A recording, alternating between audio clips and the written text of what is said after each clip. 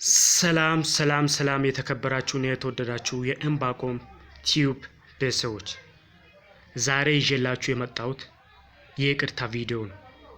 ባለፈው የእስልምናን ሃይማኖት የሚነካ እና የሚያንቋሽሽ ቪዲዮ ይዤ መምጣቴ የሚታወስ ሲሆን አሁን ደግሞ ከልቤ ይቅርታ ሊጠይቃችሁ እወዳለሁ።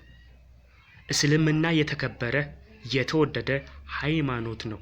እኔም ደግሞ ልጅቷ ልጅቷ ባመጣችው ሰበብ ነው። ልጅቷን ኢንተርቪው አላደረኩም። እንደምታውቁት ኢንተርቪው ያደረገው ማን ነው? ማን ያዘዋል? እሸቱ ቲዩብ ላይ ነው። እኔ ደግሞ ከቪዲዮ ላይ ቆራርጬ በማቅረቤ በጣም ተሳስቻለሁ። እጅግ በጣም ተሳስቻለሁ።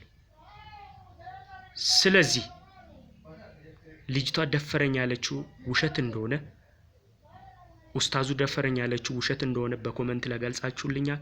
144 ኮሜንት ነበረ። እያንዳንዱ ውሸት እንደሆነ ገልጻችሁልኛል። ስለዚህ እኔ ትክክል እንዳልሆነ ስለማውቅ ማን ያዘዋልም ከዚህ ስህተቱ እንዲቆጠብ እንዲማር ልገልጸው ፈልጋለሁ። እኔም ደግሞ ተሳስቻለሁ።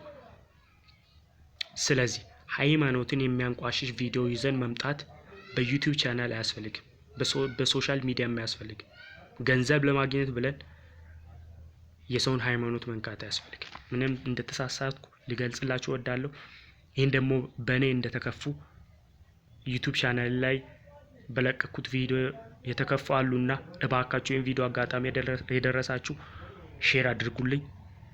እያንዳንዳቸው ኮሜንቱ የደረሰባቸው ቪዲዮውን ደግሞ እንደማጠፋም ቃል እገባላችኋለሁ። እስልምና የተከበረ ነው። ኦርቶዶክስ የተከበረ ነው። ክርስቲያና የተከበረ ነው።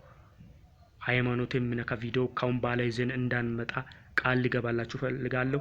በጣም ከልቤ አመሰግናችኋለሁ። ወይ ደግሞ ሼር ኮፒ ሊንክ ያደረጋችሁ ለብዙዎች አድርሱልኝ። በጣም ከልቤ አመሰግናለሁ። እምባቆም ቲዩብ ወደፊት እንቀጥላለን። ቻናልን ደግሞ እንደምታሳድጉልኝ ተስፋ አድርጋለሁ። ይቅርታ እላለሁ። ከልቤ አመሰግናችኋለሁ።